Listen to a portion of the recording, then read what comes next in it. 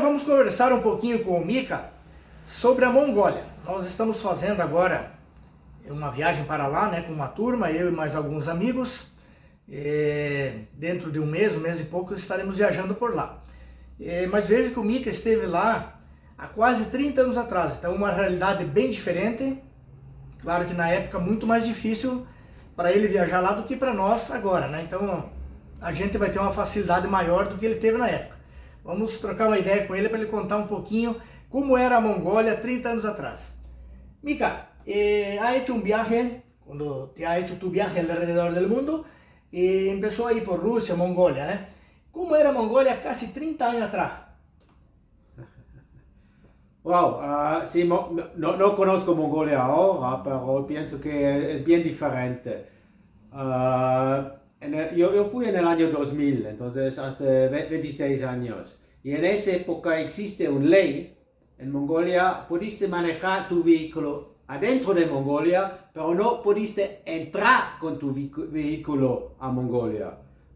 En esa época estaba normal a poner la moto o tu auto o tu casa rodante en un tren, el tren de Transiberia, solo para cruzar la frontera. Pero ese tarde un día y más de un día y estaba la primera locura de mis, no sé, 6 semanas que paso en Mongolia a poner el vehículo para un tramo de 200 metros para solo cruzar la frontera en el tren. Sí.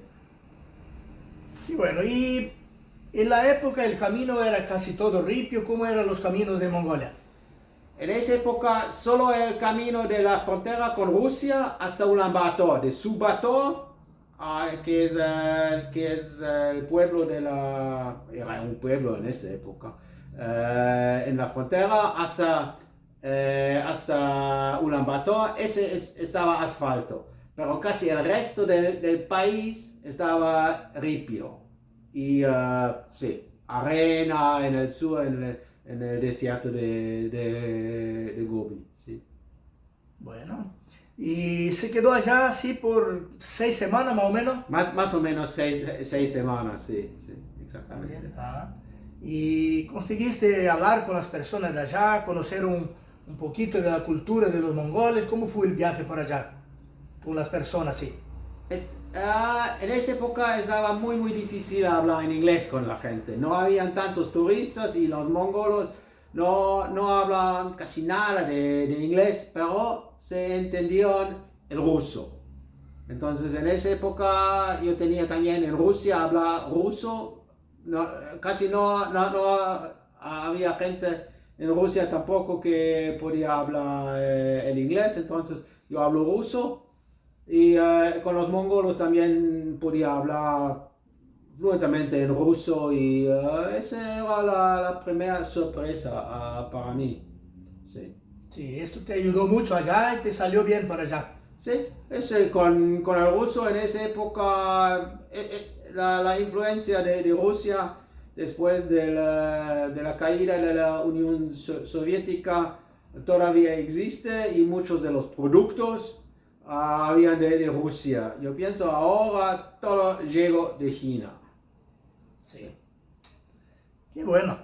¿Y conociste los caballos que andan allá? Los caballos Przhevalsky, que es un caballo típico de Mongolia, los que atiran de arco y flecha. Sí, claro, fui al festival de Naadam y también cruzó el desierto y partes en Mongolia donde yo encontré caravanas, pero la primera vez en mi vida yo encontré reales caravanas que por el invierno salen de un lugar y pasan el verano en otro lugar. Para mí era la primera vez en mi vida encontrar una caravana con cameles, caballos y otros animales.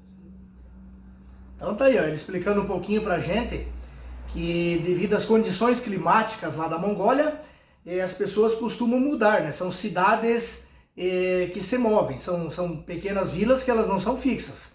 Em alguns determinados meses do ano, elas ficam em uma região, quando o frio bate muito forte lá, eles se mudam para outro local. Se vão com toda a estrutura, né? Os camelos, cavalos, levam os gers, os yurts, as tendas tradicionais dos mongóis e montam a cidade em outra região para ir se locomovendo conforme o tempo permite para eles. Que bacana, né? Poder ver tudo isso ao vivo.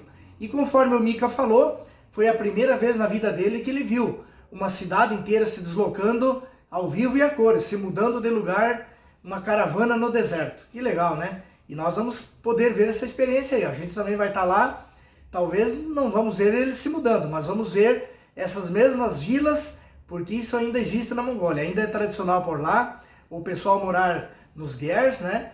E também esse modo de vida rústico que os nômades da Mongólia vivem. É considerado o último país nômade do mundo. ¿Todo bien, Mika?